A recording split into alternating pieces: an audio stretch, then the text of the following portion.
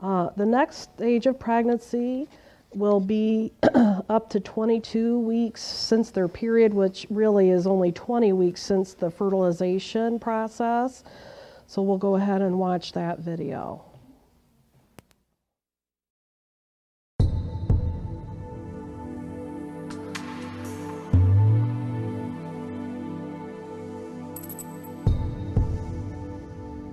Between 15 and 20 weeks, your baby will more than double in size. As his body grows, his nervous system is rapidly maturing. His nerves are connecting his brain to the rest of his body, traveling from the brain through the brainstem and down the spine, and beginning to extend into his torso and limbs. Your baby's skeleton is changing too. The soft cartilage is starting to harden into bone. This happens first in the arms and legs. Sensory development is picking up speed. Your baby's brain is designating special areas for smell, taste, hearing, vision, and touch. At this stage, your baby may be able to hear your heartbeat and voice. So read aloud or sing a happy tune. Your baby may even be sucking his thumb now.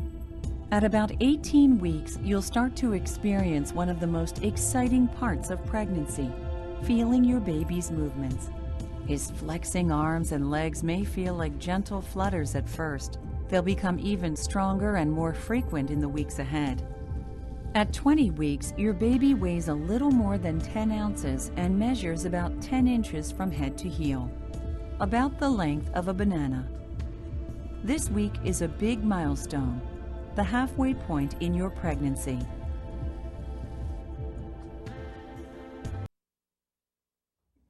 Okay, so there we're looking at the beginning of the second trimester of pregnancy.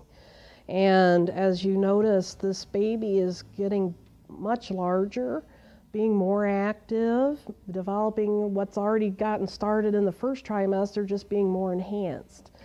And they're even as long as a banana, okay? Now, in Ohio, abortion can be done up until this stage of pregnancy. Again, if women were to look at their ultrasounds, would they still choose to do this procedure? And this one is called dilation and evacuation. So we'll go ahead and show that.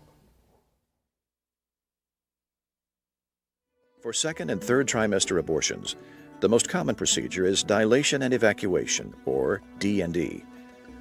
Although the instruments used in a D&E are basically the same as those used in a suction curettage, the procedures differ in several important ways.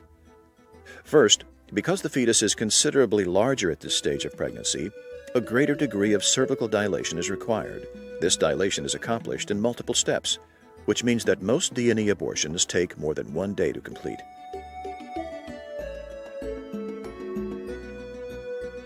On the first day, the patient's vaginal opening is enlarged through the use of a speculum. Then a tenaculum is locked onto the cervix and pulled until the uterus is brought in line with the vaginal canal.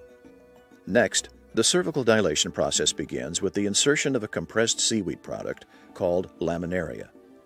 Before insertion, and it's not unusual for more than one laminaria stick to be inserted at a time, the depth of the cervical canal is measured with a thin metal rod called a sound.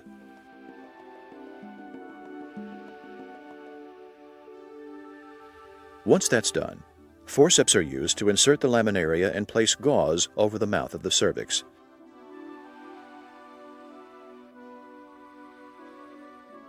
The tenaculum is then released and the speculum is removed. As the laminaria absorbs moisture from the cervix, it expands and dilates the cervical opening. This process generally takes several hours to complete, but in the case of very late-term procedures, it can take 2 or 3 days. In some instances, subsequent laminaria installations are required in order to achieve the necessary dilation.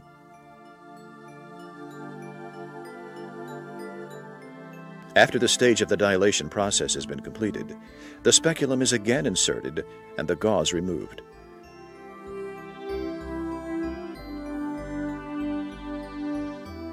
The tenaculum is then used to pull the uterus back in line with the vaginal canal and the laminaria is removed.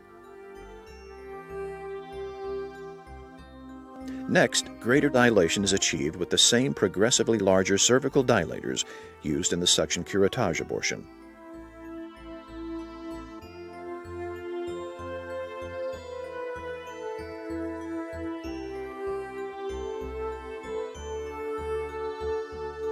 Once the cervix is sufficiently dilated, a cannula is inserted and the amniotic sac and fluid are sucked out.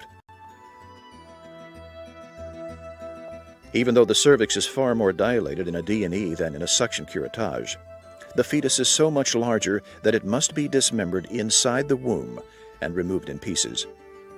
Forceps are used to accomplish this and to remove the remainder of the umbilical cord.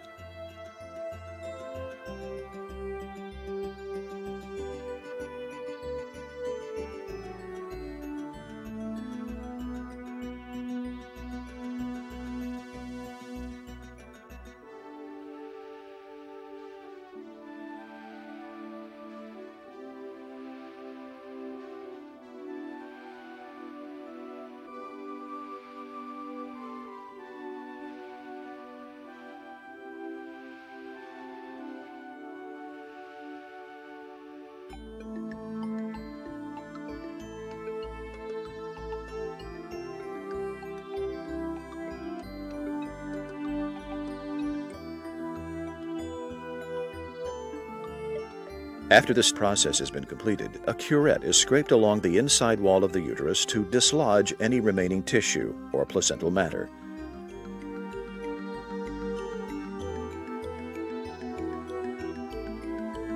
Then, the suction cannula is again used to remove whatever tissue was dislodged by the curette.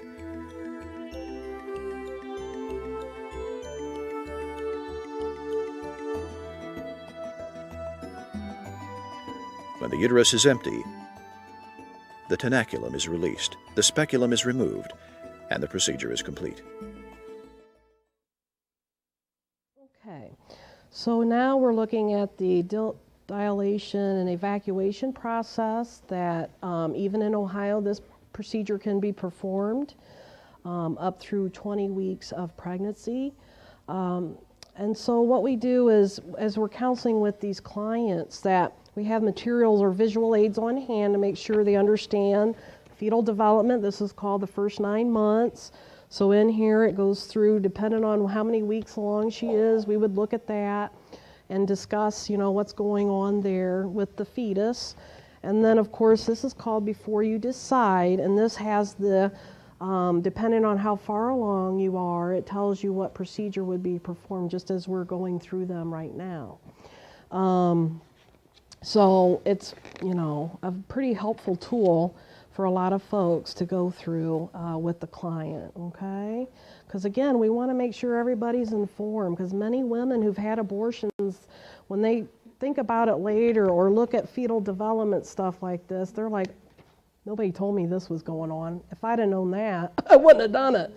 So we just want to be informative. We don't want to be biased and stuff like that, because I think this information alone and an ultrasound is actually powerful tools for them to make a decision about going forth with this or not.